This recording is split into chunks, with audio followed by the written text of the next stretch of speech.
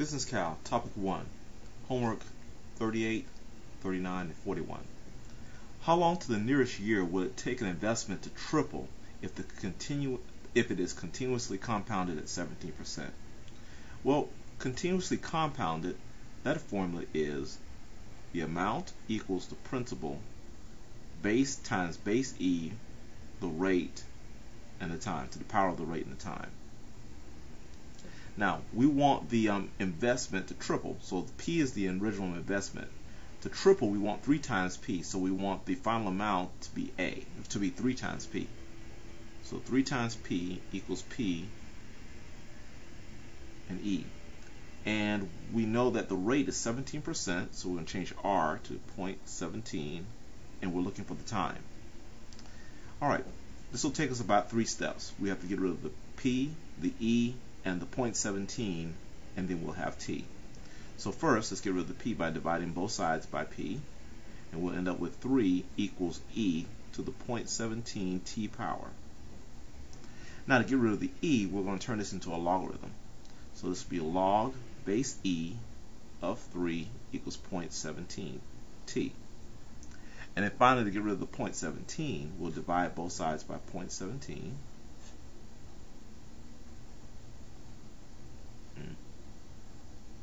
Point is here. Alright, and then we'll get T to equal log base E of 3 all over 0.17.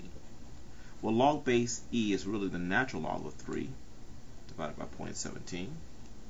So let's find what that is.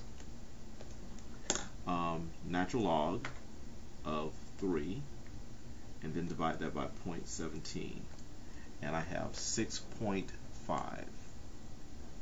So 6.5 years. 39. How long to the nearest year will it take me to become a millionaire if I invest $3,000 at 9% compounded continuously? Well, compounded continuously is the amount equals the principal times E raised to the power of RT.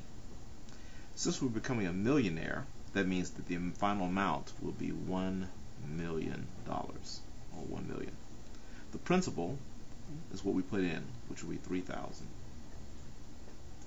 E, and the interest is 9%, so 0.09 T. This is going to take 3 steps. We have to get rid of the 3,000, the E, and the 0.09. So dividing everything by 3,000 first. What I end up with is, let's see, the zeros will cancel, and I'll get 1,000 over 3, and E to the 0.09 power times T. Then I'll convert this into a logarithm and get rid of the E. So this will be log base E of 1,000 divided by 3, and that will equal my 0.09 T. Lastly, I'll divide everything by 0.09. This will give me that T equals the natural log of 1,000 divided by 3 divided by 0.09. So let's find out what that is. So natural log of 1,000 divided by 3, and then we'll divide that answer by 0.09. And that'll take us 64.5 years.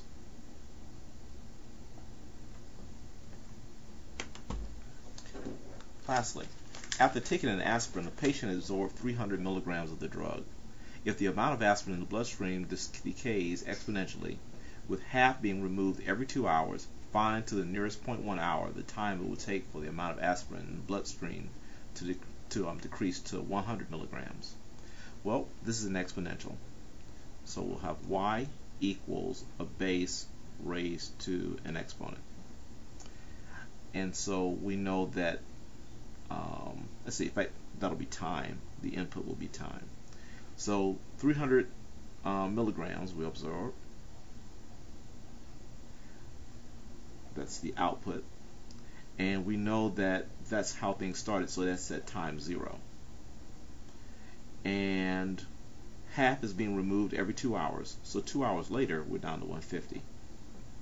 So now we have input and output. input time and output the amount. So let's change this to amount equals base to the exponential t. Alright, so when time is 0, I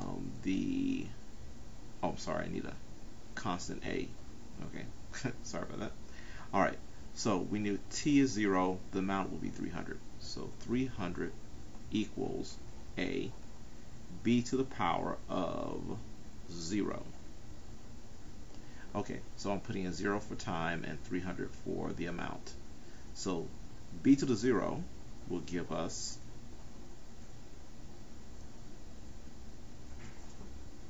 a times 1. Sorry, b to the 0 is 1. And so 300 equals a. Now, let's redo this. And this time, let's put in the 2 and the 150. So 150 equals a is 300. The base, and then our time is 2. So I'll divide everything by 300. We'll get 1/2 equals b squared. We'll take the square root of both sides, and b equals the square root of 1/2. So we have a and b. So the amount will equal a, which is 300, and b, which is the square root of 1/2, all raised to the time. And now we want to know what is the time it will take to decrease to 100. So we want a 100 output. 300 equals the square root of 1/2, and I'll raise to t. This is going to take about a couple steps. We need to divide by 300. We can end up with 1/3 equals the square root of 1/2, all to t. Then we need to get rid of this, so we'll turn this into an exponential. Log base of the square root of 1/2 of 1/3 equals t. Now, to get on the logarithm of this, we need to take the natural log of 1/3 and then divide that answer by the natural log of the square root of 1/2. So let's do that. Natural log, oops, let's clear all that. Natural log of 1 divided by 3. Okay, we want to take that answer and divide that by the natural log of the square root. Here's my square root. Square root of 1/2, which is 1 divided by 2. Close parenthesis and close all the parentheses, and we'll end up with 3.2 for the time. And that's down to the 0.1 hour. So 3 hours and 0.2.